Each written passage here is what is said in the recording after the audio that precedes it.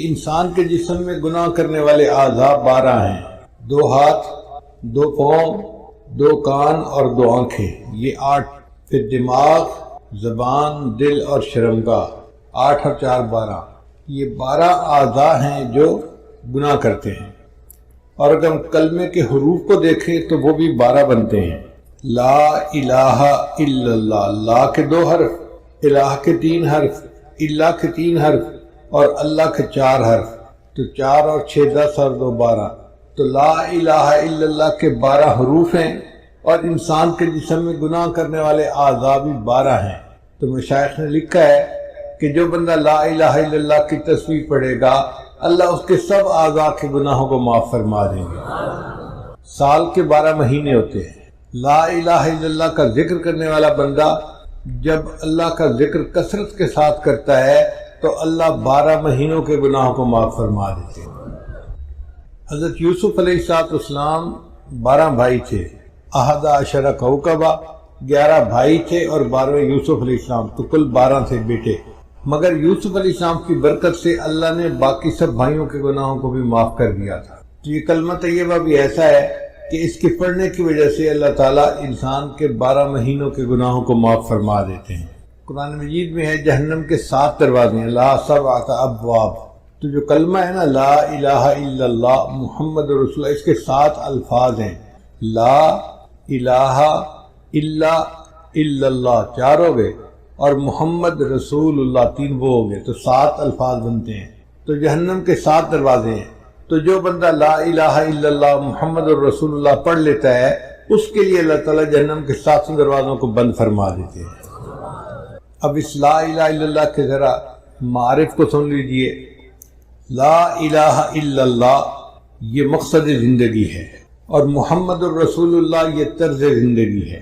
لا الہ الا اللہ یہ یقین کی دنیا ہے، اور محمد الرسول اللہ یہ عمل کی دنیا ہے۔ لا الہ الا اللہ یہ روحانی دنیا ہے، اور محمد الرسول اللہ یہ جسمانی دنیا ہے۔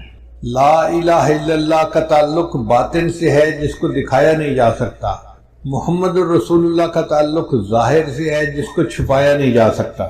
لا الہ الا اللہ باطن کی دنیا کو بسانا ہے، اور محمد الرسول اللہ کا معنی ظاہر کو سنتوں سے سجانا ہے۔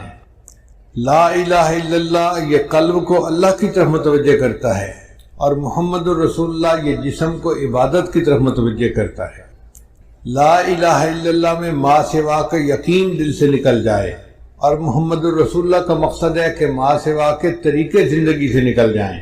لا الہ الا اللہ کا معنی منشاء الہی پہ چلنا، اور محمد الرسول اللہ کا معنی منشاء نبوت کے اوپر چلنا۔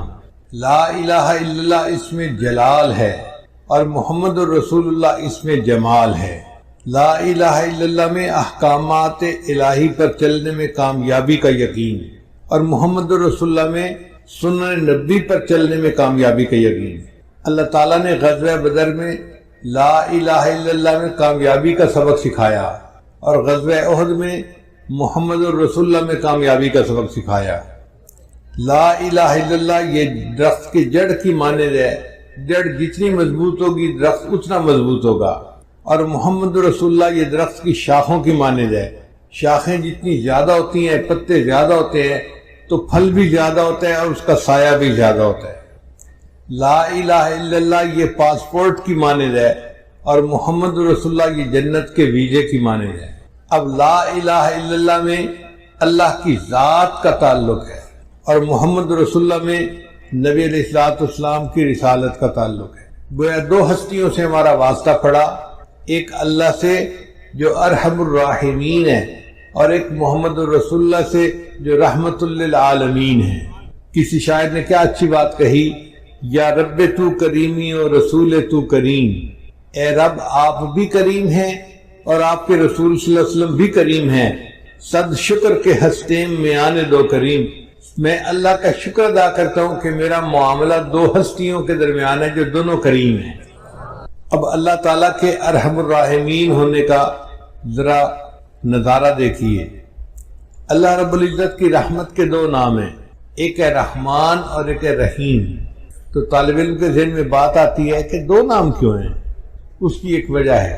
ایک ہوتا ہے بندے کا مالدار ہونا، یہ ایک الگ صفت ہے، اور ایک ہوتا ہے بندے کا سخی ہونا، یہ الگ صفت ہے۔ کئی دفعہ بندہ مالدار تو ہوتا ہے، سخی نہیں ہوتا تو مال کس کام کا۔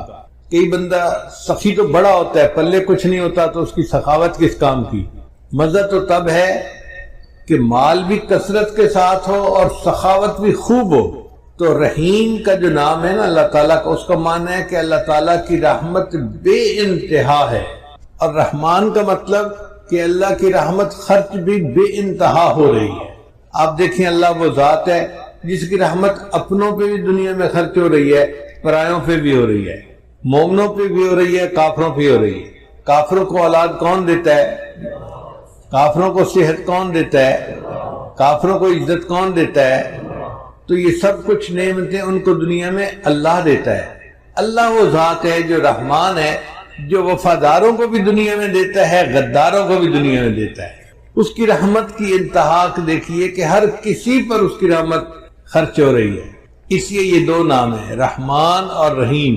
رحیم کا مطلب وہ ذات جس کی رحمت اتنی کہ کوئی اس کی انتہا ہی نہیں، اور رحمان کا مطلب وہ ذات کہ جس کی رحمت اپنے اور پرائے ہر ایک کے اوپر خرچ ہو رہی ہے۔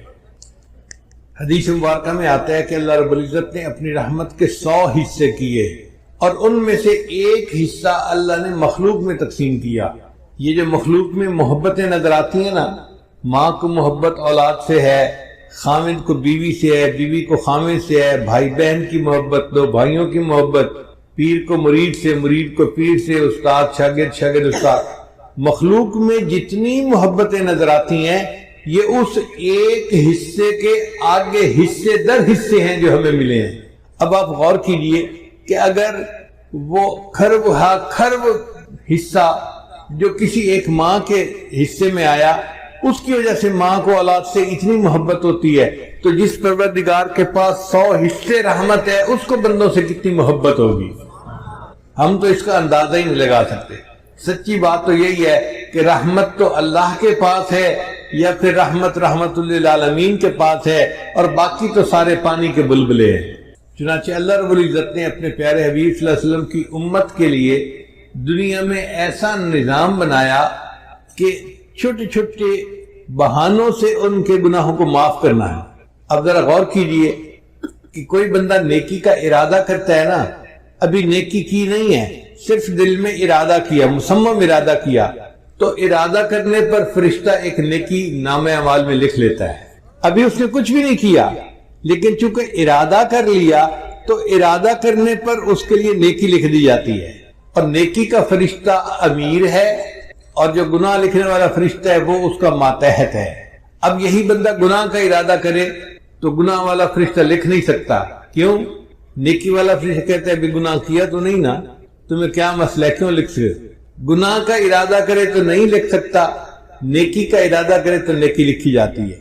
پھر ایک بندے نے گناہ کر لیا تو گناہ والا فرشتہ پوچھتا ہے اپنے افسر سے، میں لکھ لوں، اس نے تو گناہ کر لیا؟ وہ کہتا ہے یار تمہیں جلدی کیا ہے، تھوڑا ویٹ کرو، ہو سکتا ہے کہ یہ شرمندہ محسوس کرے اور توبہ کر لے اور گناہ لکھنے کا موقع ہی نہ آئے۔ 6 گھنٹے تک وہ انتظار کرواتا ہے۔ اگر بندہ گناہ کرنے کے 6 گھنٹے بعد تک بھی افسوس نہیں کرتا تو پھر اس کا گناہ لکھا جاتا ہے۔ لیکن جو ایک نیکی لکھتے نا فرشتہ، وہ کئی مرتبہ ایک نیکی کو 700 گنا تک بڑھا دیتا ہے۔ حدیث مبارکہ میں آتا ہے کہ جب کوئی بندہ سو جاتا ہے تو نیکی والا فرشتہ ایک نیکی کے بدلے میں 10 گناہوں کو مٹا دیتا ہے۔ اب سوچئے کہ ہم تو سو رہے ہیں، لیکن نیکی والا فرشتہ ایک نیکی کے بدلے 10 گناہوں کو مٹاتا چلا جا رہا ہے۔ تو کئی مرتبہ کوئی گناہ بچتا ہی نہیں، مومن نے نیکیاں اتنی کی ہوتی ہیں۔ حدیث مبارکہ میں آتا ہے، بخاری شریف کی روایت ہے کہ جس بندے نے دن میں 100 مرتبہ سبحان اللہ و بحمدہ پڑھ لیا، اللہ اس کے سب گناہوں کو معاف کر دیتے ہیں، اگرچہ اس کے گناہ سمندر کی جھاگ کے برابر کیوں نہ ہوں۔ اب بتائیے کتنا چھوٹا سا ذکر ہے، 100 مرتبہ یہ ذکر کرنے پر اللہ تعالیٰ بندے کے سب گناہوں کو معاف فرما دیتے ہیں، اگرچہ اس کے گناہ سمندر کی جھاگ کے برابر کیوں نہ ہوں۔ پھر اللہ تعالیٰ نے دل کی ندامت کو توبہ بنا دیا۔ ایک بندہ زبان سے کچھ نہیں بولتا، مگر غلطی کرنے کے بعد اپنے دل میں نادم ہوتا ہے تو الندم توبۃ، وہ جو دل میں نادم ہوا، شرمندہ ہوا کہ سوری مجھے ایسے نہیں کرنا چاہیے تھا، میں غلطی کر بیٹھا، یہ دل سے نادم ہونا ہی اس کی توبہ ہے، اس پر اللہ گناہ معاف فرما دیتے ہیں۔ تو دیکھیے اللہ تعالیٰ بہانے ڈھونڈ رہے ہیں نا بندے کے گناہوں کو معاف کرنے کی۔ پھر اللہ تعالیٰ نے توبہ کے قبول ہونے کے لیے کوئی شرط متعین نہیں کی کہ یہ شرط پوری کرو گے تو توبہ قبول کریں گے۔ بندے نے توبہ کی، اللہ نے فوراً قبول فرما لی۔ پھر جو بندہ بیمار ہو جاتا ہے تو بیماری کی وجہ سے اس کے گناہ معاف ہو جاتے ہیں۔ حدیث مبارکہ میں ہے کچھ لوگ بیمار ہوتے ہیں ان کے گناہ معاف ہو جاتے ہیں، اور جب بیماری سے صحت یاب ہوتے ہیں وہ اس طرح گناہوں سے پاک ہوتے ہیں جس طرح اس دن پاک تھے جب اس کی ماں نے ان کو جنم دیا تھا۔ بیماری کیا آئی؟ بندے کے لیے روحانی غسل کا سبب بن گئی۔ پھر دنیا میں کوئی پریشانی آتی ہے، مصیبت آتی ہے، بندے کو ٹھوکر لگے، گناہ معاف، حتیٰ کہ اگر اس کا چراغ جلتا ہوا بجھ جائے تو اس پر بھی گناہ معاف ہو جاتے ہیں۔ تو اتنی چھوٹی چھوٹی پریشانیوں پر اللہ گناہ معاف کرتے ہیں۔ ایسے لگتا ہے کہ اللہ کی رحمت تل گئی ہے کہ میں نے اپنے محبوب کے امتیوں کے گناہوں کو معاف کر دینا ہے۔ پھر کچھ لوگ گناہ کر لیتے ہیں مگر اس پر توبہ استغفار نہیں کرتے۔ اللہ تعالیٰ نے ایک اور سبب بنا دیا۔ حدیث مبارکہ میں آتا ہے کہ اللہ تعالیٰ مچھلیوں کو، پرندوں کو اور چیونٹیوں کو حکم فرماتے ہیں کہ تم ایمان والوں کے لیے استغفار کرو۔ وہ مچھلیاں پانی میں، پرندے ہوا میں اور چیونٹیاں اپنے بلوں میں مومنوں کے لیے استغفار کر رہی ہوتی ہیں، اور یہ تو زمین کی مخلوق تھی۔ اللہ تعالیٰ نے اس سے بھی اور بڑا کرم کیا، وَيَسْتَغْفِرُونَ لِمَنْ فِي الْأَرْضِ، اللہ فرشتوں کو حکم کرتے ہیں کہ جو مومن گناہگار خطا کر بیٹھے تم ان کے لیے استغفار کرو، میں گناہ معاف کر دوں گا۔ تو فرشتے بندوں کے لیے استغفار کرتے ہیں۔ پھر ایک دوست کی دعا پر اللہ تعالیٰ دوسرے دوست کے مغفرت فرما دیتے ہیں۔ پھر دیکھیے جمعہ کے دن اللہ تعالیٰ پورے ہفتے کے گناہوں کو معاف فرما دیتے ہیں۔ حدیث مبارکہ میں آتا ہے کہ رمضان مبارک میں اللہ تعالیٰ پورے سال کے گناہوں کو معاف فرما دیتے ہیں۔ جس بندے نے حج کیا یا عمرہ کیا، رجع کہ یوم ولدت امہ، وہ حج سے اس طرح واپس لوٹتا ہے جیسے اس دن گناہوں سے پاک تھا جب اس کی ماں نے اس کو جنم دیا تھا۔ اللہ اس طرح گناہوں سے بندے کو پاک کر دیتے ہیں۔ حدیث مبارکہ میں آتا ہے کہ جو عورت اپنے خامن سے حاملہ ہوتی ہے تو جس لمحے اس کو حمل ہوتا ہے زندگی کے پچھلے سب گناہوں کو اللہ معاف فرما دیتے ہیں۔ پھر وہ جب بچے کو جنم دیتی ہے تو بچے کو جس وقت جنم دیتی ہے دوبارہ اس کی زندگی کے سب گناہوں کو معاف کر دیا جاتا ہے۔ پھر وہ بچے کو دودھ دیتی ہے، پالتی ہے۔ اب یہ بچہ جب بولنے کے قابل ہوتا ہے، اگر یہ بچہ سب سے پہلے اللہ کا نام زبان سے نکالے، اللہ تیسری مرتبہ پھر اس کے زندگی کے سب گناہوں کو معاف فرما دیتے ہیں۔ تو اس سے تو پتہ چلتا ہے کہ اللہ تعالیٰ کی رحمت تل گئی ہے بندوں کے گناہوں کو معاف کرنے کے لیے۔ یعطیک ربک فترضی، اے میرے محبوب صلی اللہ علیہ وسلم، اللہ تجھے اتنا عطا کرے گا کہ تو راضی ہو جائے گا۔ ہمارے مرشد عالم اس کا ترجمہ یوں فرماتے تھے سمجھنے کے لیے کہ وَلَسَوْفَ يُعْطِيكَ رَبُّكَ فَتَرْضَىٰ، اللہ تجھے اتنا دے گا کہ تو بس بس کرے گا۔ ہوتا ہے نا، آپ اپنے ایک برتن میں دودھ لے رہے ہیں اور دودھ ڈالنے والا اتنا ڈالتے ہے کہ وہ کنارے تک آ جاتا ہے تو لینے والا کہتا ہے بس بس بس بھائی۔ تو اس آیت کا ترجمہ یہی ہے، اللہ فرماتے ہیں میرے محبوب اللہ تجھے اتنا دے گا کہ تو بس بس کرنے لگ جائے گا۔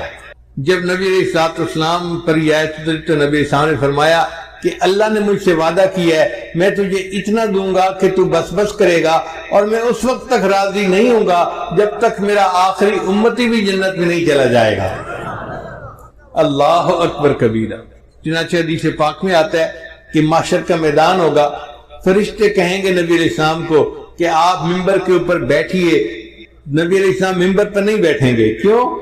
ایسا نہ ہو کہ میں ممبر پر بیٹھوں اور ممبر جو ہے اس کو اڑا کر جنت پہنچا دیا جائے اور میری امت کا پیچھے حساب باقی رہ جائے۔ نبی علیہ السلام انتظار کریں گے کہ جب حساب مکمل ہو جائے گا تب میں ممبر پر بیٹھوں گا، پھر میں جنت میں جاؤں گا۔ چنانچہ نبی علیہ السلام نے ایک پر تو دعا مانگی کہ یا اللہ میری امت کا حساب میرے سپرد فرما دیجیے۔ اللہ تعالیٰ نے پوچھا میرے محبوب صلی اللہ علیہ وسلم آپ ایسی دعا کیوں کر رہے ہیں؟ اللہ یہ دعا میں اس لیے کر رہا ہوں کہ میں نہیں چاہتا قیامت کے دن میری امت کے گناہوں سے باقی دنیا واقف ہو. جب میں نے حساب لینا ہوگا تو میں حساب لے لوں گا اور کسی کو پتہ بھی نہیں چلے گا کہ میری امت کے کرتوت کیا تھے. تو اللہ تعالیٰ نے فرمایا میرے محبوب صلی اللہ علیہ وسلم آپ کی امت کا حساب میں ہی لوں گا، مگر میں اس طرح گناہوں کو معاف کروں گا کہ جب آپ کی امتی قیامت کے دن آئیں گے بڑے بڑے گناہ پہلے ہی معاف ہو چکے ہوں گے. تو دیکھیے سکرات موت سے گناہ معاف ہوتے ہیں، ضغطۂ قبر سے گناہ معاف ہوتے ہیں، قیامت کے دن کی جو وحشت ہوگی اس سے بھی امت کے گناہ معاف ہوں گے، اور امت جب نبی اسلام کے سامنے پیش ہوگی تو ان کے گناہ معاف ہو چکے ہوں گے. اور اگر کوئی رہ بھی گیا ہوگا تو حدیث پاک میں آتا ہے اللہ تعالیٰ ایک بندے کو بلائیں گے اور اس کے گرد نور کی چادر تان دیں گے، جیسے کنات لگا دی جاتی ہے نا، تو نور کی کنات لگ جائے گی. اب جب نور کی کنات لگ جائے گی تو باقی مخلوق کو کچھ پتہ نہیں چلے گا اندر کیا ہے، مگر اندر اللہ تعالیٰ اس بندے کو اس کے گناہ گنوائیں گے. یہ بھی گناہ کیا، یہ بھی کیا، یہ بھی کیا. وہ مانتا رہے گا حتیٰ کہ اس بندے کو یہ گمان ہوگا کہ آج میں جہنم سے نہیں بچ سکتا، میرا ایک ایک گناہ گنوایا گیا. جب اللہ سب گناہ گنوا دیں گے پھر فرمائیں گے کہ تو گناہ کرتا تھا مگر معافیاں بھی مانگتا تھا، ہم نے دنیا میں بھی تیری پردہ پوشی فرمائی اور مخلوق سے تیرے گناہوں کو اوجھل رکھا. ہم آج بھی تیرے گناہوں کو پردہ پوشی کرتے ہیں اور ان کو نیکیوں میں تبدیل کر دیتے ہیں. جب چادر ہٹے گی تو دنیا دیکھے گی کہ اس بندے کے نام اعمال میں کوئی گناہ ہی نہیں، تو لوگ کہیں گے شاید یہ انبیاء میں سے کوئی نبی ہے جس نے معصوم زندگی گزاری اور اس کے نام اعمال میں کوئی گناہ ہی نہیں، حالانکہ وہ نبی اسلام کی امت کا گناہگار امتی ہوگا. اور ایک حدیث پاک میں ہے کہ اللہ تعالیٰ ایک بندے کو بلائیں گے اور اس کے چھوٹے چھوٹے گناہ گنوائیں گے، وہ چپ رہے گا. جب چھوٹے چھوٹے گناہ سارے گنوا دیں گے پھر اللہ فرمائیں گے اچھا ہم نے تیرے گناہوں کو نیکیوں میں تبدیل کر دیا. جب اللہ فرمائیں گے ہم نے تیرے گناہوں کو نیکیوں میں تبدیل کر دیا، وہ کہے گا یا اللہ میرے بڑے گناہ تو ابھی باقی ہیں.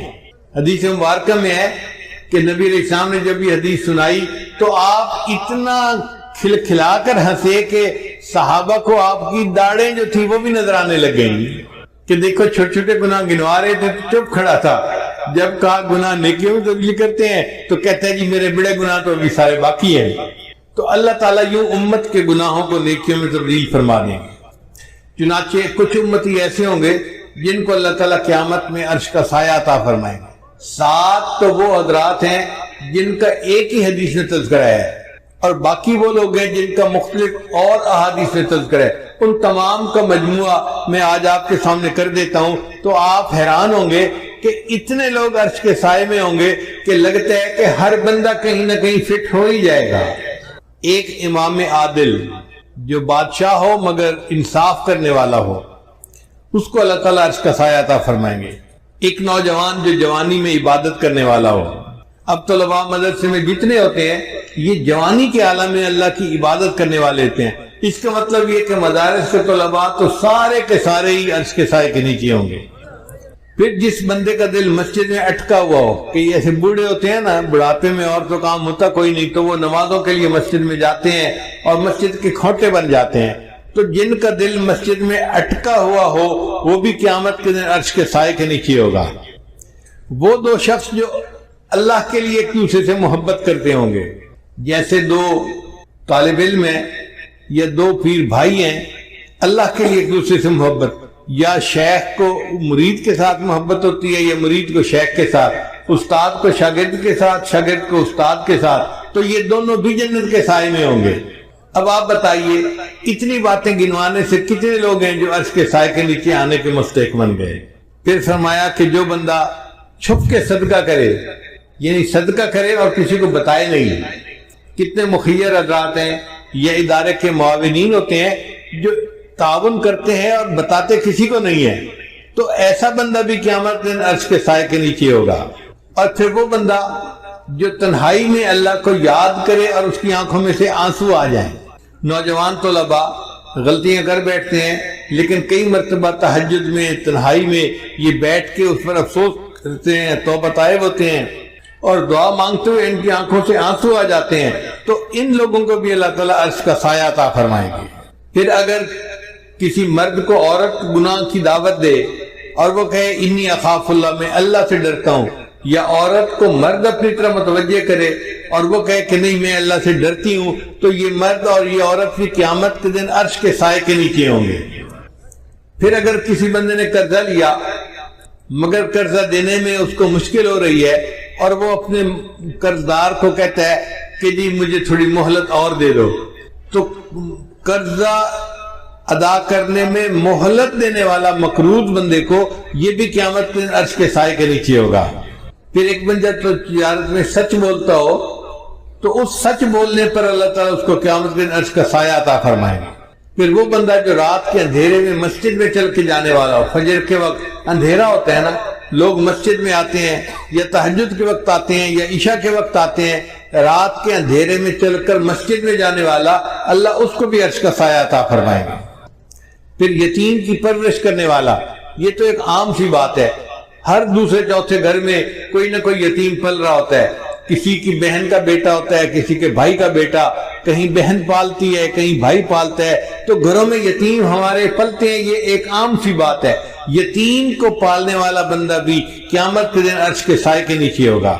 پھر صلہ رحمی کرنے والا، صلہ رحمی کرنے والا بندہ اس کو کہتے ہیں جو رشتے ناطے قائم رکھے، یعنی اپنے رشتہ داریوں کا خیال رکھے۔ الحمدللہ ہمارا یہ معاشرہ ایسا ہے کہ جس میں مسلمان گھروں میں ایک دوسرے کے ساتھ رشتے نبھائے جاتے ہیں، خیال رکھا جاتا ہے، ایک دوسرے کی خوشی غمی میں اس کے ساتھ شریک ہوتے ہیں، ایک دوسرے کے ساتھ تعاون کرتے ہیں، ہر لحاظ سے محبت رشتے نبھاتے ہیں۔ یہ صلہ رحمی کرنے والا بندہ قیامت کے دن عرش کے سائے کے نیچے ہوگا۔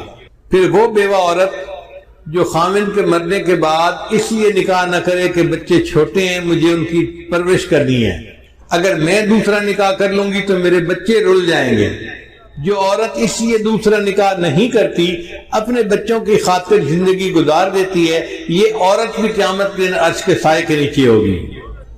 پھر وہ بندہ جو اللہ کے راستے میں جاگتا ہو وہ بھی قیامت کے دن عرش کے سائے کے نیچے ہوگا۔ پھر وہ کام کرنے والا بندہ جو رشوت نہ لیتا ہو یہ بھی قیامت کے دن عرش کے سائے کے نیچے ہوگا۔ وہ بندہ جو سودی کاروبار نہ کرتا ہو یہ بھی قیامت کے دن عرش کو سائے کے نیچے ہوگا۔ پھر وہ بندہ جو مسلمان کے غم کو دور کرے، ضروری نہیں کہ مال پیسے سے غم دور ہوتا ہے، غم زدہ بندے کو دو میٹھے بول بول دو نا اس کا غم کم ہو جاتا ہے، اس کو تسلی دینا، اس کو تشفی کر، اس سے محبت کی بات کر لینا، میٹھی بات کر لینا، اس کا دل کا غم دور ہو جاتا ہے۔ مومن کے دل کا غم دور کرنے والا یہ بندہ یہ بھی قیامت کے دن عرش کے سائے کے نیچے ہوگا۔ پھر کثرت سے درود شریف پڑھنے والا، اب طلباء کثرت سے درود شریف پڑھتے ہیں، ایک ایک حدیث میں کتنی بار صلی اللہ علیہ وسلم یہ درود شریف ہے، تو اس پر اللہ تعالیٰ ان کو قیامت کے دن عرش کا سایہ عطا فرمائیں گے۔ پھر سنت کو زندہ کرنے والا، جو بندہ نوجوانی میں آج چہرے کے اوپر داڑھی سجاتا ہے یہ سنت کو زندہ کرنے والا نوجوان ہے، اس کو اللہ تعالیٰ اس عمل کے بدلے قیامت کے دن عرش کا سایہ عطا فرمائیں گے۔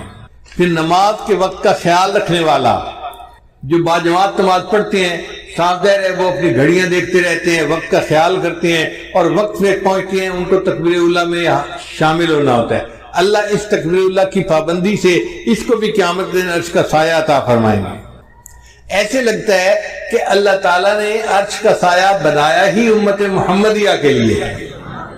سچی بات تو یہ ہے کہ ہر بندہ کہیں نہ کہیں عرش کے سائے میں آنے والے لوگوں میں فٹ ہو جاتا ہے۔ تو رحمت للعالمین دیکھیے نبی علیہ السلام کی کہ انہوں نے اللہ سے دعائیں مانگی اور اللہ نے ان کی امت کے لیے ایسے آسانیاں فرما دی۔ نبی علیہ السلام امت کے لیے بہت دعائیں مانگا کرتے تھے۔ حدیث مبارکہ میں آتا ہے کہ نبی علیہ السلام نے ایک مرتبہ دریا کے کنارے نماز ادا فرمائی، سفر سے آ رہے تھے، تو جب آپ نے نماز پڑھی تو آپ نے دیکھا کہ ایک چڑیا آئی اور ریت کے 2-3 ذرات اس نے اپنی چونچ میں لیے اور دریا کے اوپر چل کے چلی گئی۔ پھر دوبارہ آئی، پھر اس نے 2-4 ذرات اپنی چونچ میں لیے، پھر اڑ کے چلی گئی۔ جب 2-4 دفعہ ایسا ہوا تو نبی علیہ السلام متوجہ ہوئے کہ یہ چڑیا کیا کر رہی ہے، تو جبریل علیہ السلام آئے، انہوں نے آ کے بتایا اے اللہ کے نبی صلی اللہ علیہ وسلم آپ امت کی بخشش کی دعائیں کرتے ہیں، اللہ نے آپ کو ایک منظر دکھا دیا ہے کہ یہ چونچ میں جو ذرے لیتی ہے تو وہ چند ذرے ہوتے ہیں اور یہ جا کر دریا کے اوپر پھینکتی ہے تو دریا کو پتہ ہی نہیں چلتا کہ ذرے پھینکے گئے یا نہیں پھینکے گئے۔ تو اللہ نے آپ کو دکھایا ہے آپ کی امت کے گناہ وہ ریت کے ذرات کی مانند ہیں، اور اللہ کی رحمت تو اس دریا کی مانند ہے، وہ ساری امت کے گناہوں کو بھی معاف کر دے تو دریا کو پتہ ہی نہیں چلے گا۔ کہتے ہیں کہ ایک مچھر کسی بیل کے سیٹ پہ بیٹھ گیا تھا، پھر اس نے اڑتے ہوئے اس سے سوری کی کہ سوری میں آپ کے سینگ کے اوپر بیٹھا رہا، تو بیل نے کہا او میاں مجھے تو پتہ بھی نہیں چلا کہ تو بیٹھا بھی تھا یا نہیں بیٹھا تھا۔ اگر مچھر کے وزن کا بیل کو پتہ نہیں چلتا تو ہمارے گناہوں کا اللہ کی رحمت کے سامنے کوئی حیثیت ہی نہیں ہے۔ اللہ چاہے تو سب کے گناہوں کو معاف فرما دے۔ اور اللہ تعالیٰ نے ایک وعدہ فرمایا ہے، یوم لا یخزی اللہ النبی والذین آمنوا معہ، قیامت دن اللہ تعالیٰ اپنے نبی علیہ السلام کو اور ان کے ساتھ جو ایمان لانے والے ہوں گے ان کو رسوا نہیں کرے گا۔ تو اللہ نے مومنوں سے وعدہ کیا ہے کہ وہ ان کو قیامت میں رسوا نہیں کرے گا۔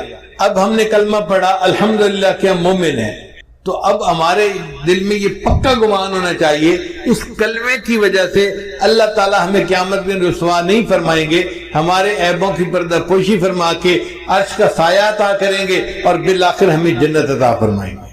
علماء نے لکھا ہے کہ نکاح جو ہوتا ہے نا یہ ایجاب و قبول ہوتا ہے، دلہن کی طرف سے ایجاب اور خامد کی طرف سے قبول، تو وہ دلہن بن گئی۔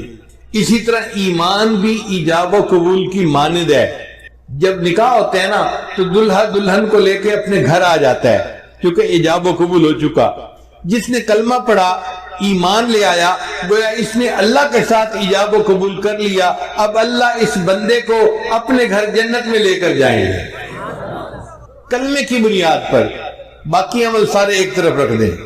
جب تک بکے نہ تھے کوئی پوچھتا نہ تھا، جب تک بکے نہ تھے کوئی پوچھتا نہ تھا، تم نے خرید کر ہمیں انمول کر دیا۔ اللہ تعالیٰ قرآن میں فرماتے ہیں ان اللہ اشتری من المؤمنین انفسهم واموالهم بان لهم الجنہ، اللہ نے مومنوں سے ان کے جان اور مال کو جنت کے بدلے میں خرید لیا ہے۔ تو اللہ ہمیں خرید چکے ہیں، جب خرید لیا ہے تو پھر اب وہ ہمیں رد نہیں کریں گے۔ کسی شاعر نے کہا تو بعلم ازل مرادی دی، اے اللہ تو ازلی علم کے ساتھ مجھے دیکھتا ہے، دیدی آنکھ کے بعیب بخریدی، اے اللہ تو نے مجھے میرے عیبوں کے باوجود دیکھا اور مجھے پسند کیا، تبھی تو میرے ساتھ خرید کی ڈیل کی کہ میں نے بندوں سے ان کے جان مال کو خرید لیا ہے۔ تو بعلما ومن بعیبہما، اللہ تو وہی علم والا ہے اور میں وہی عیبوں والا ہوں، رد مکن آنچ خود پسندی دی، اللہ اس کو رد نہ کر جسے تو ایک دفعہ پسند کر چکا ہے۔ تو اللہ رب العزت کی رحمت کی کوئی انتہا نہیں۔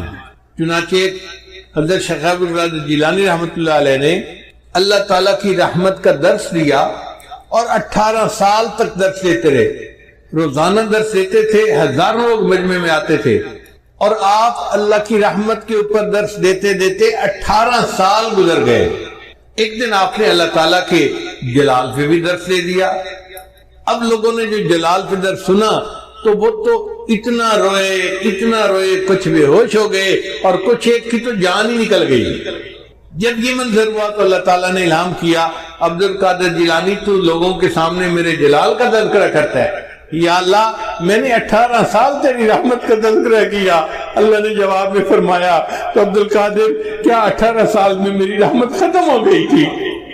جس پروردگار کی رحمت کی یہ انتہا ہو کہ 18 سال تذکرہ کرنے پر بھی رحمت ختم نہیں ہوتی، اس کی رحمت کا قیامت کے دن انعام ہوگا۔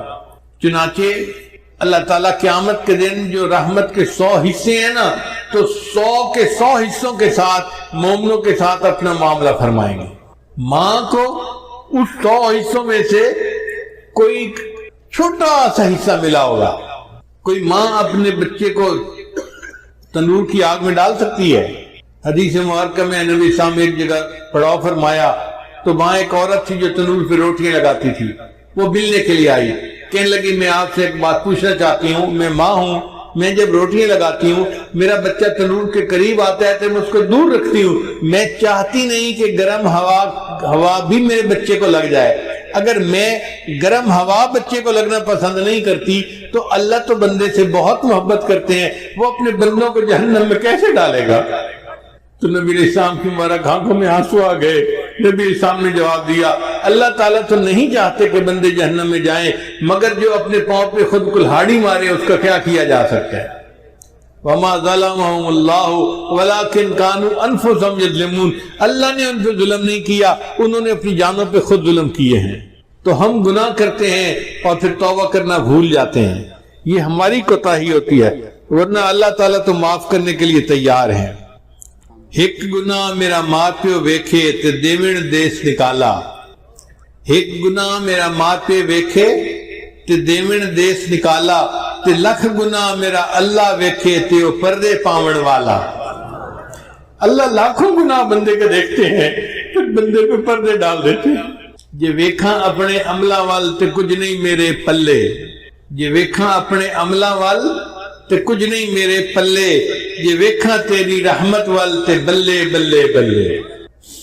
اس لیے اللہ تعالیٰ سے اس کی رحمت کی ہمیشہ امید رکھیں، استغفار کرتے رہیں، توبہ کرتے رہیں، مگر دل میں یہ حسن ظن رکھیں، ہمیں موت اس حال میں آئے کہ اللہ کے ساتھ ہمیں حسن ظن ہو کہ اللہ ہمیں ضرور معاف کر دے گا اور رحمت کا معاملہ فرمائے گا۔ ہمارے علاقے کا ایک واقعہ ہے، میں سنا دیتا ہوں۔ ایک پیر صاحب آئے، قریب موچی والا ایک گاؤں ہے وہاں پہ، تو پیر صاحب نے سوچا کہ دیہاتی لوگ نماز بھی نہیں پڑھتے اور باقی نیک اعمال بھی اتنے نہیں کرتے، تو ان کو مسجد میں بلائیں اور تقریر کر کے ان کو نصیحت کی جائے۔ چنانچہ انہوں نے اعلان کروا دیا کہ بھئی لوگوں آؤ، آج پیر صاحب تقریر کریں گے اور لوگ ان کی تقریر سنیں گے۔ کوئی 100 کے قریب دیہاتی جمع ہو گئے۔ جب تقریر شروع ہونے لگی تو ایک بوڑھا سا اٹھا، کہنے لگا پیر صاحب میں ان پڑھ جاہل جٹ بتان ہوں، اگر مجھے کوئی بات سمجھ نہ آئے تو کیا میں سوال پوچھ سکتا ہوں؟ ان کا ہاں پوچھ لینا۔ اب پیر صاحب نے بیان شروع کیا۔ پیر صاحب نے بیان کرتے ہوئے موت کا تذکرہ کیا، پھر حشر کا تذکرہ کیا، پھر انہوں نے کہا کہ دیکھو پل صراط ہوگی جو بال سے زیادہ باریک اور تلوار سے زیادہ تیز ہوگی۔ ہم بھی اپنے بچپن میں اپنے والدین سے یہی سنا کرتے تھے کہ پل صراط ہوگی جو بال سے زیادہ باریک اور تلوار سے زیادہ تیز ہوگی۔ تو جب پیر صاحب نے یہ کہا نا تو وہ بوڑھا کھڑا ہو گیا، کہنے لگا پیر صاحب میں تو لگتا ہے ایک کوڑے۔ ان کا نہیں کتابوں میں لکھا ہوا ہے، فلاں کتاب میں فلاں کتاب میں۔ تو کہتے ہیں اچھا لکھے ہوئے کتابیں؟ انہوں نے کہا ہاں لکھے ہوئے ہے۔ اکھے پیر صاحب موڑ ان آنکھوں چاہنا کہ اللہ سائیں دی پاٹ تے پاون دی نیت کا ہی نہیں۔ بھئی اگر بال سے زیادہ باریک ہے اور تلوار سے زیادہ تیز ہے تو پھر یوں کہو کہ اللہ تعالیٰ کی پار گزارنے کی نیت ہی نہیں ہے۔ خیر بات آئی گئی ہو گئی۔ پھر پیر صاحب نے تقریر شروع کی کہ بھئی نیکی کرو، گناہوں سے بچو، اگر نہیں نیکی کرو گے، گناہ کرو گے تو پہلے اللہ تمہیں دوزخ میں ڈالے گا اور جب سزا مل جائے گی اس کے بعد پھر تمہیں جنت میں اللہ تعالیٰ ڈالے گا۔ جب انہوں نے یہ بات کی نا تو بوڑھا پھر کھڑا ہو گیا، پیر صاحب میں نو لگتا ہے ایک کوڑ ہے۔ ان کا بھئی وہ کیسے؟ کہنے لگا پیر صاحب گل دسو، میرے گھر جو پڑا آوے تو میں انہوں 5-7 لتر مارا، موڑا کھاں بھجیا ککڑ کھا لے اور کھا لئی سی۔ اور پیر صاحب اللہ جنہوں بخشنے اس بخش ہی چھوڑنے، اس کو ہی نہیں سزا دے گی اس نے۔ تو جیسے اس بوڑھے کو اللہ کی رحمت کے ساتھ اس نے ظن تھا نا کہ اللہ نے جب بخشنا ہے تو بخش ہی دینا ہے، اللہ کی رحمت کا اتنا ظہور ہوگا کہ ہمارے اندازے سے باہر۔ حضرت قاری محمد طیب رحمۃ اللہ لکھتے ہیں کہ اتنا ظہور ہوگا، اتنا ظہور ہوگا کہ ایک موقع آئے گا شیطان سر اٹھا کر دیکھے گا شاید میری بھی بخشش ہو جائے گی، شیطان کو بھی امید لگنے لگے گی کہ شاید میری بھی بخشش ہو جائے، اتنا اللہ کی رحمت کا ظہور ہوگا۔ مفسرین نے لکھا ہے کہ اللہ تعالیٰ بندوں کا حساب تو لیں گے جو ان کے حق ہیں، جب سب سے بندوں کے حساب حقوق العباد کا حساب لے لیا جائے گا تو فرشتے کہیں گے اللہ حقوق العباد کا حساب ہو چکا، اب صرف حقوق اللہ باقی ہیں۔ اللہ فرمائیں گے اچھا اگر صرف میرے حق باقی ہیں نا تو میں کریم ہوں، مجھے حساب لیتے ہوئے حیاتی ہے، جس نے کلمہ پڑھا اس کو کہو کہ وہ چلا جائے جنت میں۔ ربما یود الذین کفروا لو کانوا مسلمین، یہ وہ وقت ہوگا جب ہر کافر دل میں یہ تمنا کرے گا کاش میں نے بھی کلمہ پڑھا ہوتا۔ اس وقت ہمیں احساس ہوگا کہ یہ کلمہ کتنی بڑی نعمت ہے جس کے پڑھنے پر اللہ نے ہمارے لیے جنت کے دروازے کھول دیے۔ ایک بزرگ لکھتے ہیں کہ قیامت کے دن اللہ تعالیٰ گناہگاروں میں اپنی رحمت کو تقسیم کریں گے، تو فرشتے پوچھیں گے یا اللہ اب کس بندے کو کتنی رحمت دینی ہے؟ تو ہو سکتا ہے اللہ تعالیٰ قانون یہ بتا دے کہ بھئی جس کے گناہ جتنے زیادہ ہیں اس کو رحمت بھی اتنے حساب سے دے دو، تو جو زیادہ گناہ گار ہوں گے نا اس کو زیادہ رحمت میں سے حصہ ملے گا۔ بے گناہوں میں چلا زاہد جو اس کو ڈھونڈنے، بے گناہوں میں چلا زاہد جو اس کو ڈھونڈنے، مغفرت بولی ادھر آ میں گناہ گاروں میں ہوں، وہ کرشمے شان رحمت نے دکھائے روز حشر، چیخ اٹھا ہر بے گناہ میں بھی گناہ گاروں میں ہوں۔ اتنا اللہ کی رحمت کا ظہور ہوگا کہ بے گناہ بھی کہہ اٹھیں گے میں بھی گناہ گار ہوں، مجھے بھی رحمت میں سے حصہ چاہیے۔ چنانچہ حضرت معاذ رضی اللہ عنہ کہتے ہیں کہ نبی علیہ الصلوۃ والسلام نے مجھے بلا کر کہا کہ اے بچے، کیا تم جانتے ہو کہ اللہ کا بندوں پر کیا حق ہے اور بندوں کا اللہ پر کیا حق ہے؟ وہ کہتے ہیں کہ میں نے کہا کہ اللہ کے رسول آپ مجھے بتا دیجئے۔ فرمانے لگے کہ اللہ کا بندوں پر یہ حق ہے کہ بندے اس کے ساتھ کسی کو شریک نہ بنائیں، توحید کے اوپر پکے رہیں، اور جو بندہ توحید کے اوپر پکا رہے اس کا حق اللہ پہ یہ ہوتا ہے کہ اللہ اس کو جنت عطا فرما دے۔ ما من احد یشہد اللہ الہ الا اللہ وان محمد رسول اللہ صدقا من قلبہ الا حرمہ اللہ علی النار۔ یہ بخاری اور مسلم کی روایت ہے کہ جو بندہ دل کی سچائی کے ساتھ لا الہ الا اللہ محمد رسول اللہ پڑھ لیتا ہے اللہ تعالیٰ دوزخ کی آگ اس کے اوپر حرام کر دیتے ہیں۔ ایک مرتبہ سیدنا ابو ہریرہ انہوں نے دیکھا کہ نبی اسلام گھر پہ نہیں تھے تو وہ ڈھونڈنے کے لیے نکلے۔ بنی نجار کا ایک باغ تھا تو اس کے اندر نبی علیہ السلام تشریف فرما تھے، اور اس باغ کا جو پانی تھا نا وہ ایک کھالی کے ذریعے سے باہر نکلتا تھا، وہاں سے دیوار تھوڑا ٹوٹی ہوئی تھی۔ ابو ہریرہ دروازے کی طرف جاتے اور اندر جاتے تو دیر لگ جاتی، ان کو جلدی تھی، وہ اس نالی سے خالی جس کو کہتے ہیں نا وہاں سے باغ کے اندر داخل ہو گئے اور نبی علیہ السلام کے پاس حاضر ہوئے۔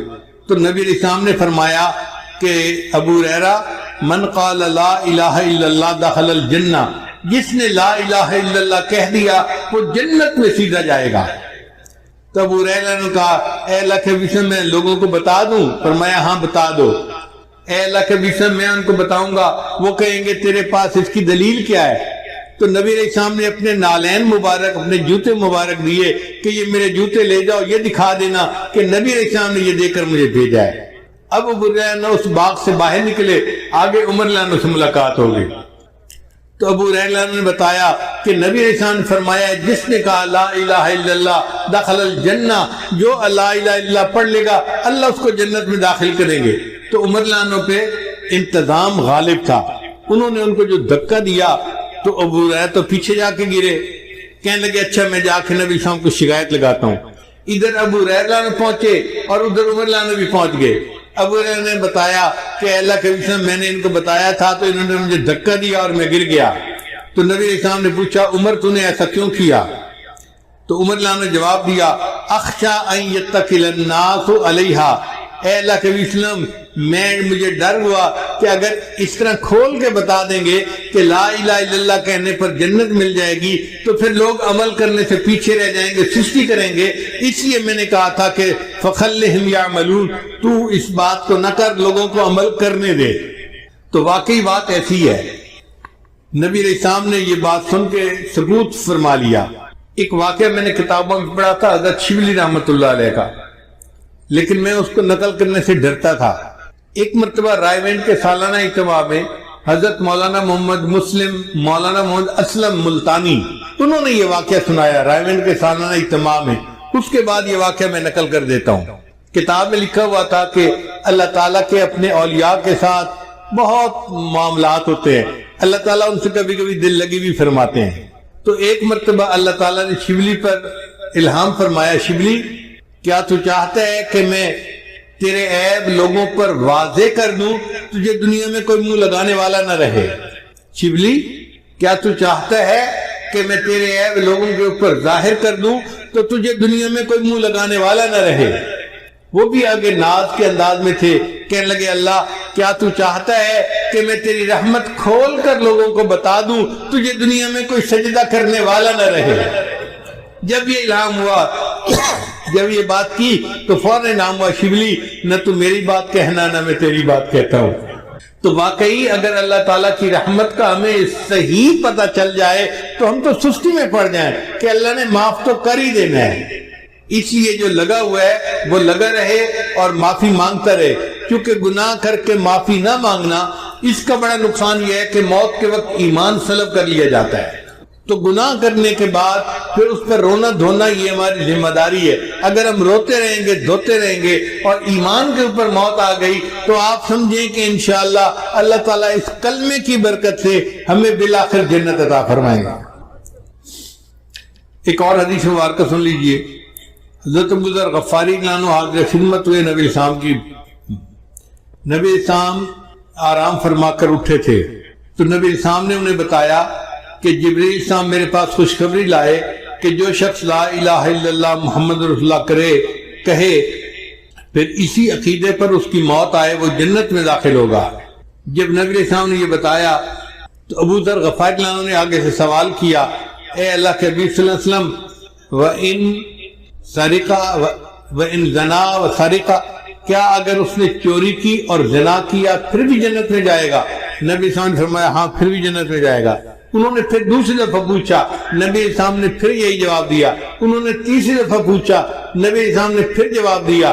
پھر انہوں نے چوتھی مرتبہ پوچھا، نبی اسلام نے فرمایا ہاں پھر جنت میں جائے گا اگرچہ ابو ذر کی ناک خاک آلود ہو.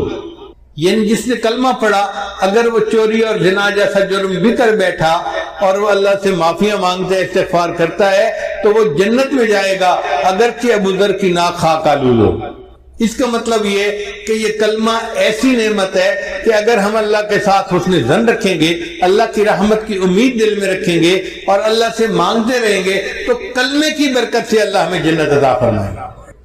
اس لیے کہتے ہیں اللہ جتنی تیری بڑی ذات اتنی بڑی میری آس.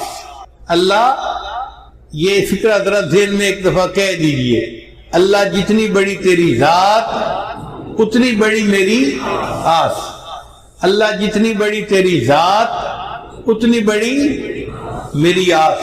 تیری ذات جتنی بڑی ہے میری تیرے ساتھ آس بھی اتنی بڑی ہے. اللہم مغفرتک اوسع من ذنوبی ورحمتک ارجا عندی من عملی. ہمیں عملوں پہ بھروسہ نہیں ہے، تیری رحمت پہ بھروسہ ہے. تو اگر چاہے گا تو ہماری کشتی کو کنارے لگا دے گا. اب میں اپنی بات کو مکمل کرتا ہوں دو بزرگوں کی عبارت سنا کے، توجہ کے ساتھ سنیے گا. تقویت الایمان کتاب ہے، اس میں حضرت شاہ اسماعیل شہید رحمت اللہ فرماتے ہیں کہ دنیا میں بڑے بڑے گنہگار گزرے ہیں. یہ ان کی کتاب کی عبارت ہے. طلباء توجہ کے ساتھ سنیں. دنیا میں بڑے بڑے گنہگار گزرے ہیں جیسے فرعون، حامان، نمرود اور شیطان. جیسے فرعون، حامان، نمرود اور شیطان. اگر کوئی شخص ساری دنیا کے گناہوں کا ارتکاب کر لے مگر توحید کے اوپر قائم رہے کہ اللہ کے ساتھ کسی کو شریک نہیں بناتا تو اس کے سارے گناہ معاف کر دیے جائیں گے. یعنی بندہ توحید کے اوپر پکا رہے، ساری دنیا کے گناہ بھی اگر کر لے اللہ اس توحید کی برکت سے اس کے سارے گناہوں کو معاف فرما دیں گے. اور دوسرے بزرگ ہیں حضرت مجد لسانی رحمت اللہ علیہ، وہ اپنے مکتوب میں فرماتے ہیں اور عجیب لکھتے ہیں. فرماتے ہیں اس فقیر کو محسوس ہوا ہے کہ اگر سارے عالم کو صرف ایک مرتبہ کلمہ پڑھنے پر بخش دے تو اس کی بھی گنجائش موجود ہے. یعنی ساری مخلوق کے تمام گناہوں کو اللہ ایک مرتبہ کلمہ پڑھنے پر معاف کر دے تو اس کی بھی گنجائش موجود ہے. اب آپ بتائیے یہ کلمہ پڑھنا کتنی بڑی نعمت ہے کہ ایک مرتبہ کلمہ پڑھنے پر اللہ ساری مخلوق کے سارے گناہوں کو معاف کر دے تو اس کی بھی گنجائش موجود ہے. اگر یہ کلمہ اتنا اعلیٰ ہے تو بھئی ہمیں بھی چاہیے کہ ہم دن میں رات میں آتے جاتے چلتے پھرتے لا الہ الا اللہ لا الہ الا اللہ لا الہ الا اللہ اس کا ذکر کرتے رہیں تاکہ اللہ تعالی ہمارے بھی گناہوں کو معاف فرما دے.